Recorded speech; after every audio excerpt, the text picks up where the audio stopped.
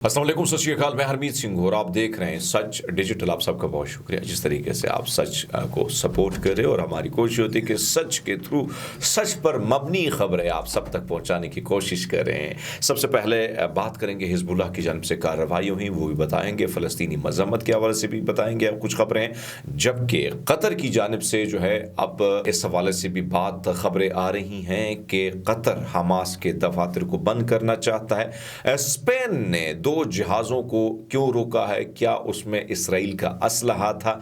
बहुत सारी खबरें हैं इस व्लॉग में। आप सबका बहुत शुक्रिया जिस तरीके से आप हमें सपोर्ट करते हैं।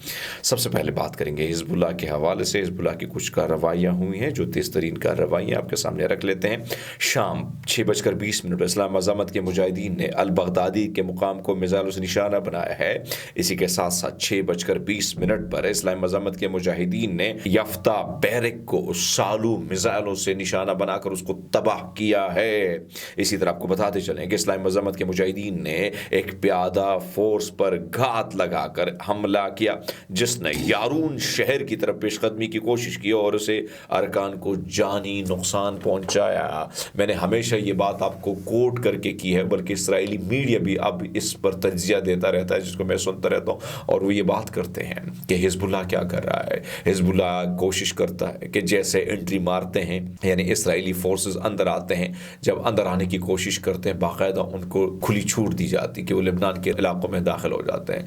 उसके बाद उनको घेरे में लिया जाता है और घेरे में लेने के बाद फिर उन पर शदीद बमबारी की जाती है जिसमें जानी माली नुकसान इस वक्त इसराइल का बहुत ज़्यादा हो रहा है। और यही प्रॉब्लम इस वक्त उनको फेस हो रही है, क्योंकि मसला ये है कि जो रिजर्व फोर्सेस हैं वो जो छुट्टी पर गए हैं, वो भाग गए हैं, पुराने जो हैं वो थक गए हैं। ज़मीनी जंग खेलना आसान नहीं है। हिजबुल्लाह इंतहाई तगड़ी है।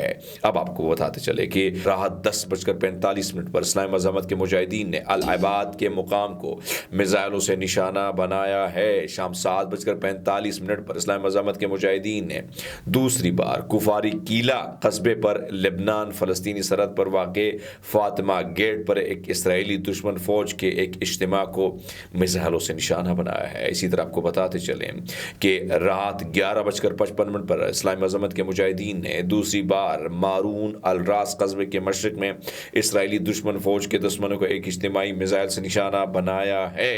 अब आपको लेके जाते हैं एक और जगह, और वो यमन मुसल्लह अफवाज भी आराम से नहीं बैठी है।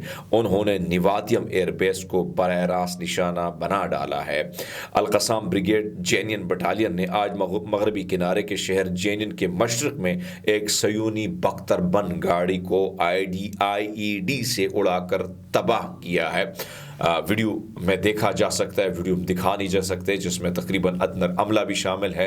और जब वहाँ पर यानी ये जो IED बम है वहाँ पे नस्ब होता है और जैसे वो फटता है तो पूरी की पूरी गाड़ी जो है हवा में उसके चीथड़े उड़ जाते हैं। और जाहिर बात है अमला जो शामिल था उनकी भी अंदर डेथ हो चुकी है। इसी तरह आपको बताते चलें कि अल-कुद्स ब्रिगेड ने जबालिया में इसराइली मरकावटें को भी साथ में तबाह कर दिया है। दूसरी बड़ी कामयाबी है जो हम आपके सामने रख रहे हैं। इसके साथ साथ इसराइल ने तस्दीक की है कि 30 से ज़ायद इसराइली जो हैं नेदरलैंड में झड़पों के दौरान शदीद जख्मी हो गए हैं।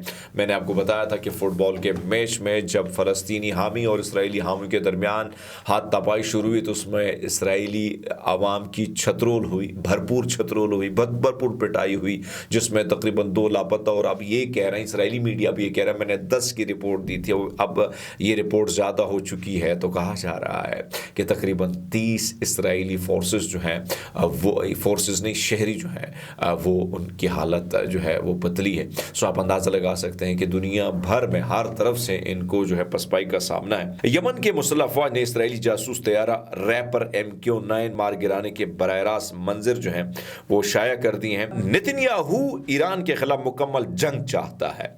CIA के साबिक डायरेक्टर लियोन पनियाट ने पेशगोई की थी کہ ڈونلڈ ٹرمپ نتنیاہو کو مشرق وسطی میں فری ہینڈ دے گا اور اسے جو بھی قدم اٹھائیں گی ضرورت ہو وہ اٹھائے گا، یہ ممکنہ طور پر اسرائیل اور ایران کے درمیان مکمل جنگ کی رہنما کرے گا۔ بہرحال یہ ان کا تجزیہ ہے، میں صرف تجزیہ ان کا پیش کر سکتا ہوں، آپ کے سامنے جو خبر ہوتی ہے وہ میں وہی دیتا ہوں جو میں تصدیق کروں اور تصدیق کر کے نکالوں۔ اب یہ ان کے تجزیے، تو تجزیہ یہ کہہ رہا ہے کہ ایران کے خلاف یہ ہوگا۔ بہرحال اسپین نے اسرائیل کو اسلحہ لے جانے کے شعبے میں 2 امریکی جہازوں کو لنگر انداز ہونے پر پابندی عائد کر دی ہے۔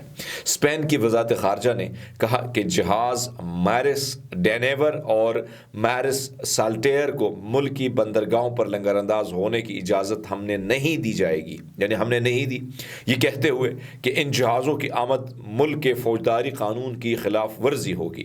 اسپین نے ان شعبات کے پیش نظر پابندی عائد کی ہے۔ یہ جہاز ایسے ہتھیار لے کے جا رہے تھے جو اسرائیل کے لیے ممکنہ طور پر پہنچانے کی کوشش کی جا رہی تھی، جس کو اسپین نے روک دیا ہے۔ یہ بہت بڑی خبر ہے، بہت بڑی خبر ہے۔ حماس کے 3 رہنماؤں نے اس بات کی تردید کی ہے کہ قطر نے انہیں ملک چھوڑنے کا پیغام نہیں دیا۔ امریکی عہدیدار کی طرف سے یہ بیان ایک ایسے موقع پر سامنے آیا جب صدر جو بائیڈن کی انتظامیہ غزہ اور لبنان کی جنگ روکنے کی آخری کوشش کر رہی ہے۔ تو ایک طرف تو یہ سچویشن ہے کہ بھئی اب خبر جو انہوں نے کہا ہے ہم نے آپ کے سامنے رکھی ہے، لیکن ابھی تک اس کے حوالے سے ابھی انہوں نے تردید کی کہ ہمیں کچھ قطری حکام نے کچھ نہیں کہا۔ ناظرین اب تک کے لیے اتنے، بہت سارا خیال رکھیں، بہت شکریہ۔